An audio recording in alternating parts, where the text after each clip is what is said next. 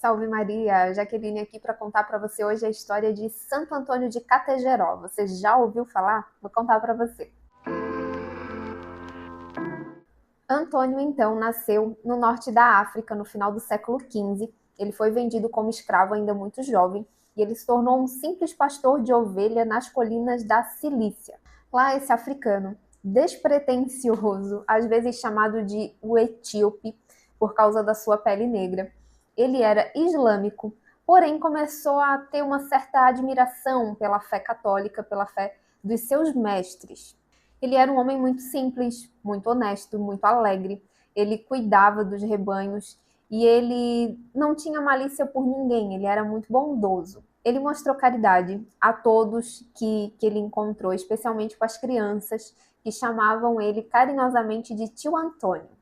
Por meio da piedade do seu mestre, chamado João Landavula, ele tomou conhecimento da fé católica e começou a questionar o seu mestre sobre essa fé que ele achou curiosa. Ele se interessou pela fé católica. E aí, depois de ouvir as palavras de Cristo, que o seu mestre então ensinou, ele se converteu e pediu para ser batizado na Igreja Católica.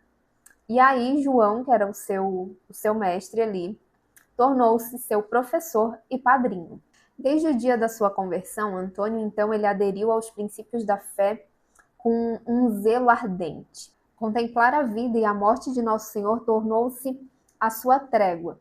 E aí ele buscou a caridade, alimentando os pobres com o excesso de queijo e de leite dos seus rebanhos. Ele abraçou a pobreza e ele procurou realizar muito com nada. Assim, ele procurou conformar a sua vida com a vida de Jesus Cristo e começou a se empenhar na superação das suas faltas, no serviço aos pobres e nos desanimados também. Muitos começaram a procurá-lo em busca de conselhos nas dificuldades da vida. Aconteceu que o seu mestre, João, soube da generosidade de Antônio e de como ele dava leite e queijo dos seus rebanhos para os pobres. Então ele mandou que Antônio desistisse da caridade e Antônio, claro, obedeceu. Logo depois, a produção do rebanho começou a diminuir significativamente. Vendo a mão de Deus, então, nesse declínio da produção, João, então, devolveu a permissão para Antônio para retomar sua caridade com os pobres e a produção logo subiu para níveis que excediam até mesmo lá o início da produção. Começou a triplicar muito mais do que antes. Não demorou muito para que o mestre de Antônio, reconhecendo a sua virtude, concedeu a ele a liberdade. Por alguns anos, Antônio decidiu ainda assim trabalhar para o seu mestre. Só que aí chegou um dia que ele decidiu procurar servir com mais rigor a causa da caridade cristã e assim ele se dedicou totalmente ao trabalho no hospital, cuidando dos enfermos. Ele assistia à missa diariamente e a sua leitura frequente era a vida dos santos. E aí, procurando imitar cada vez mais os santos, ele se tornou um franciscano da Ordem Terceira. Renunciando às suas poucas posses, ele começou então a esmolar, a comer apenas aquilo que ele recebia como esmola.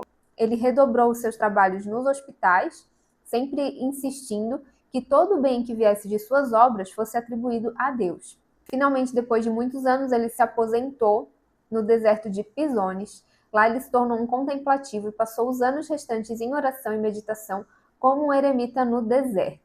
Em vida, ele foi muito admirado e quando ele entrava na cidade, as pessoas logo se aglomeravam ao redor dele pedindo sua intercessão e esperando obter curas. A sua paciência diante das adversidades, a sua dedicação em servir aos mais necessitados da sociedade e a sua profunda humildade suscitaram então a admiração geral por todas as pessoas. Um dia ele adoeceu e aí, sentindo que seu fim estava próximo, ele pediu para receber os últimos sacramentos e devotamente entregou a sua alma a Deus. Ele morreu em 14 de março de 1550 e o seu corpo foi sepultado na igreja do Mosteiro dos Frades Menores. Tantos milagres aconteceram por sua intercessão que o seu túmulo foi aberto em 1599 e o seu corpo foi descoberto intacto e incorrupto, tão fresco como se tivesse sido enterrado naquele mesmo dia. Os jesuítas então difundiram a devoção a Santo Antônio de Categeró da Itália para o Brasil. Então logo muitas igrejas foram dedicadas a ele e mais de 60 imagens representavam esse santo africano no final do período barroco. No Brasil, Santo Antônio tornou-se um símbolo de conforto para os escravos que eram trazidos da África. Como eles, Santo Antônio havia também sido tirado de sua casa, lançado numa terra nova e estranha. No entanto, foi esse mesmo estranho, um homem a quem faltou riqueza e poder durante toda a sua vida, que fez o que os mesmos ricos e os poderosos não conseguiam fazer. As igrejas brasileiras ainda eram dedicadas a Santo Antônio de Categeró no final da década de 1950, com milhares fazendo peregrinações a seus santuários e relíquias. No dia 24 de janeiro de 1978, o bispo de Noto doou um osso do braço de Santo Antônio para a paróquia de Nossa Senhora do Ó, em São Paulo. Santo Antônio renunciou às coisas desse mundo, escolhendo em seu lugar a contemplação de Deus, a humildade, de servir aos mais pobres, aos mais necessitados, nos hospitais. Ele mendigava, e o que ele recebia também, com a mendicância, ele doava aos pobres. Com o corpo, ele trabalhava cuidando dos enfermos, o tempo todo com espírito de oração e de contemplação a Deus. Seu zelo, a sua paciência perante a miséria e o seu ardor ao serviço de Deus servem de exemplo de santidade para todos em qualquer tempo e lugar. Por meio dele, nós percebemos que não é a saúde ou o conforto que mais importa na vida, mas sim o amor a Deus e ao próximo. Santo Antônio de Categeró, rogai por nós. E se você gostou da história de Santo Antônio, você curte esse vídeo, compartilha com os seus amigos, se inscreve no nosso canal, para que a gente possa continuar evangelizando através da vida dos santos. E aqui também você encontra muitas orações, novenas, terços, para ajudar aí na sua vida de fé no seu dia a dia.